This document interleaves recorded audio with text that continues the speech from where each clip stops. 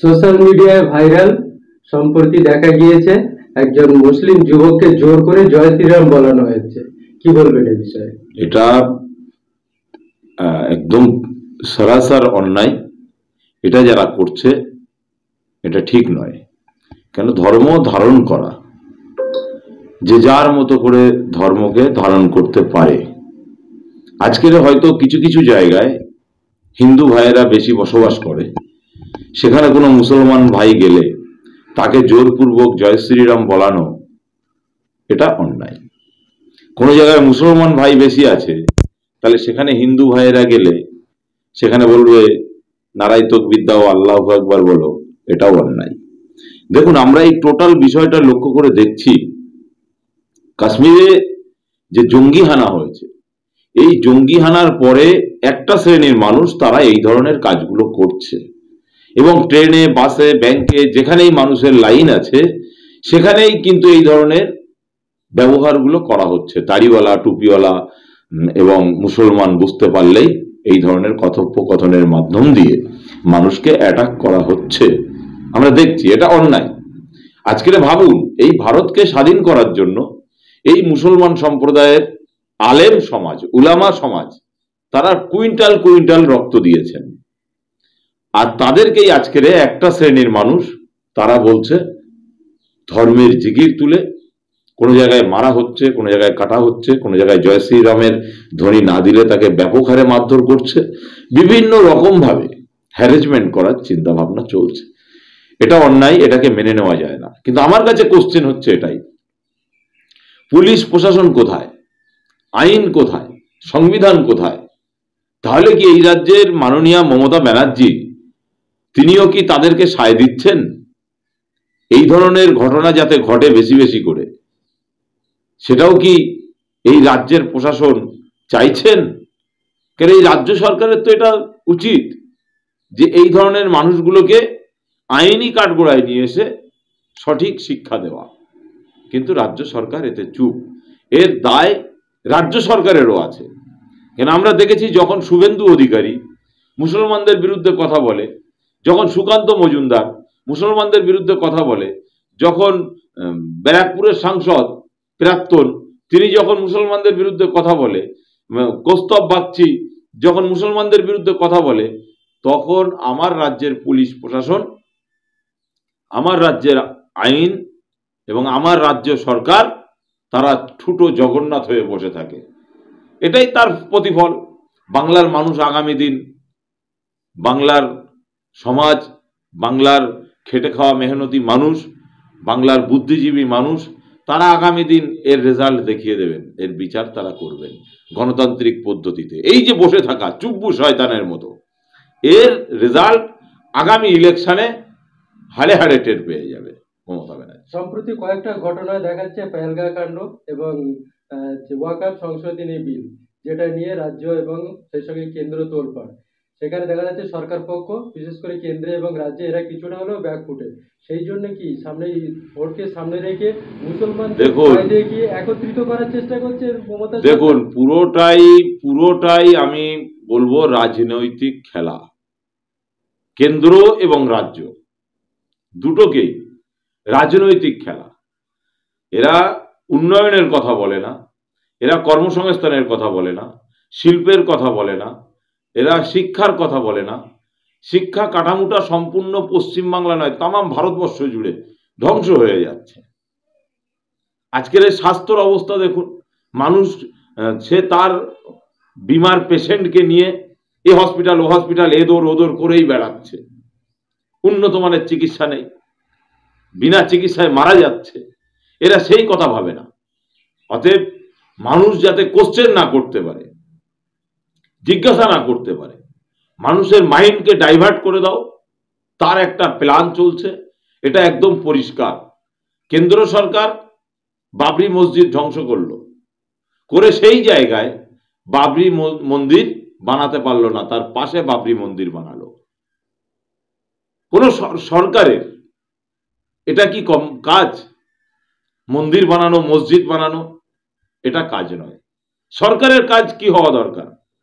সরকারের কাজ এটা হওয়া দরকার যে এই দেশের নাগরিক কিভাবে ভালো থাকবে, কিভাবে দুবেলা দুমুঠো খেতে পাবে, কিভাবে তার হাতে কাজ থাকবে, এইগুলো চিন্তা ভাবনা করা দরকার। তাদের শিক্ষা কিভাবে হবে, স্বাস্থ্যের উন্নয়ন কিভাবে হবে, কর্মসংস্থানের উন্নয়ন কিভাবে হবে, এগুলো নিয়ে ভাবা দরকার।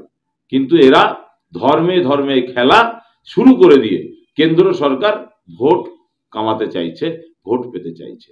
আর ঠিক তার সাথে সাথে আমার রাজ্যের মাননীয়া মমতা ব্যানার্জি, তিনিও মন্দির নিয়ে খেলা করছে। সে তো পাবলিকের টাকা নিয়ে করেছে শোনা যাচ্ছে, আর এ তো বলছে, মমতা ব্যানার্জি বলছে রাজকোষের অর্থ নিয়ে। সরকারি টাকা নিয়ে কোন দেশের আইন আছে? নেই। সিদ্দিকুল্লাহ চৌধুরীর হিম্মত আছে?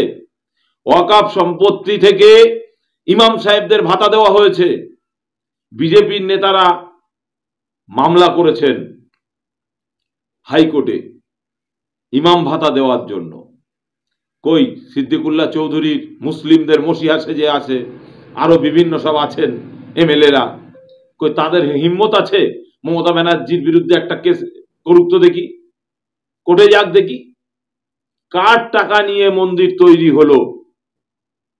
যেতে পারবে না। অতএব এরাও মন্দিরের খেলায় মেতে উঠেছে।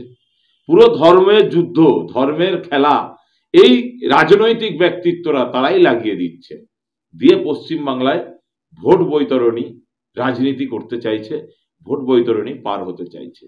তবে বাংলার মানুষ সজাগ হয়ে গেছে।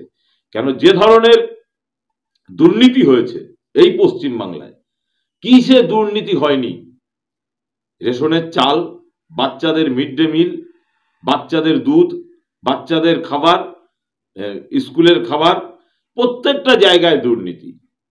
সেই দুর্নীতিকে ঢাকা দেওয়ার জন্য আজকের শিক্ষা ব্যবস্থা ভেবে দেখুন, 26,000 প্রায়, সেই 26,000 শিক্ষক, তাদের কি অবস্থা?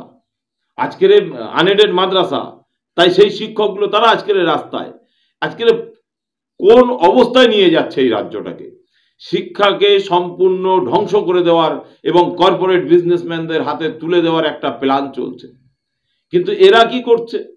মানুষকে ভুলিয়ে রাখো, শিক্ষা না হয় না হোক, মন্দির তো পেলে, শিক্ষা না হয় না হোক, ধর্ম তো পেলে, শিক্ষা না হয় না হোক, তুমি তো তোমার জয় শ্রীরামের ধ্বনি দিয়ে আওয়াজ তুলে মুসলমানকে পেটাতে পারলে। এরা এই ধরনের চিন্তা ভাবনা নিয়ে চলছে। তাই আমরা বলছি, এই রাজনীতির খেলা আগামী দিন পশ্চিম বাংলার শুভ বুদ্ধি সম্পূর্ণ মানুষ তারা কিন্তু মেনে নেবেন না। তারা চায় যে রাজনীতিটা দেশের জন্য, দেশের সংবিধানকে বাঁচানোর জন্য, দেশের জনগণের জন্য রাজনীতিটা হোক। আর সেই রাজনীতির শিক্ষাটাই দিচ্ছেন, প্র্যাকটিসটা করছেন নওশাদ সিদ্দিকী, যেটা আগামী ভবিষ্যৎ প্রজন্মের জন্য, আগামী দিনের ভোটারদের জন্য, আগামী দিনের মানুষের জন্য, এই রাজ্যের মানুষের ভবিষ্যতের জন্য যে শিক্ষাটা, এই প্র্যাকটিসটাই মানুষ কিন্তু দলে দলে দলে দলে ঝাঁপিয়ে ঝাঁপিয়ে নওশাদ সিদ্দিকীর দলে আসছেন। তার প্রমাণ আমরা দেখেছি বিভিন্ন জায়গায়। কিছু কিছু সাংবাদিক, বিশেষ করে কলকাতার বড় বড় চ্যানেল, দেখা যাচ্ছে যে এইসব দুর্নীতিকে প্রশ্রয় দিয়ে হিন্দু মুসলমানের একটা দাঙ্গা লাগানোর চেষ্টা করছে। দেখুন, সাংবাদিকতা আমরা যেটা জানি যে ভারতবর্ষের চতুর্থ স্তম্ভ, যেটা হচ্ছে সাংবাদিকতার কাজ। তাদের এই সমাজের দুর্নীতি, এই সমাজের পিছিয়ে পড়া মানুষের কথা, এই সমাজের অবহেলিত মানুষের কথা, এই সমাজের নোংরামিগুলোকে মানুষের চোখের সামনে তুলে ধরা, যেটা তাদের কাজ ছিল। এখন আমরা কি দেখছি? তারাও রাজনৈতিকভাবে এমনভাবে জড়িয়ে যাচ্ছে এই ধরনের একটা শ্রেণীর মিডিয়া, যেটা ভাবতে অবাক লাগছে। চতুর্থ স্তম্ভ বলা আমার মনে হয় বর্তমান সময়ে ভুল হবে। কেন, এখন বলা দরকার যে এই সমস্ত রাজনৈতিক দলগুলোর পা চাটা মিডিয়া। নইলে বলতে পারে সেকুলার, যে সেকুলার শব্দটা ভারতবর্ষের সংবিধানে আছে, সেই সেকুলার শব্দ নিয়ে কথা বলে এমন রিপোর্টার, কত বড় হিম্মত তাদের! এটা ভাবা দরকার। এদের পিছনে কারা কলকাঠি নাড়া দিচ্ছে? সেকুলার সেকুলার শব্দটা বলছে যারা বলবে, যারা সেকুলার মাইন্ডের, তারা ভারত ছেড়ে চলে যাক, এত বড় হিম্মত কার হয়েছে? এটা ভাবতে হবে যে এদের পিছনে কারা আছে। এদেরকে খুঁজে বার করে এই রাজ্য সরকারের তো উচিত ছিল যে এই ধরনের মানুষদেরকে অ্যারেস্ট করা, প্রশাসন দিয়ে গ্যারেজ করা, কিন্তু হিম্মত নেই। নওশাদ সিদ্দিকীর বাড়িতে চিঠি পাঠানোর হিম্মত থাকে, অ্যাডভোকেটকে দিয়ে হাইকোর্টে ডাকার জন্য ক্ষমতা থাকে এদের, কিন্তু এই ধরনের মানুষগুলোকে হাইকোর্ট থেকে চিঠি পাঠানোর এদের অ্যাডভোকেট জোটে না। কিন্তু ওর ভাই ভাইপোকে বাঁচানোর জন্য অ্যাডভোকেট জোটে, নওশাদ সিদ্দিকীর নামে কেস করার জন্য অ্যাডভোকেট জোটে, কিন্তু এদের জন্য কেস করার জন্য কিংবা এদের বিরুদ্ধে আইনি সাজার ব্যবস্থার জন্য সংবিধান বিরোধী কাজ করেছে, তার জন্য কিন্তু এদেরকে কেউ নেই। তাই আমরা বলবো আগামী দিন এরা যে টিআরপি বাড়াতে চাইছে, যারা সংবিধান প্রেমী মানুষ, দেশপ্রেমী মানুষ এবং যারা সেকুলার মাইন্ডের মানুষ, যারা হিন্দু মুসলমানের মধ্যে বিভেদকে ভুলে যে একত্রিত সঙ্গে থাকতে চায়, সেই ধরনের মানুষ যারা, তারা সকলেই ঐক্যবদ্ধভাবে এই ধরনের মানুষদেরকে রাস্তা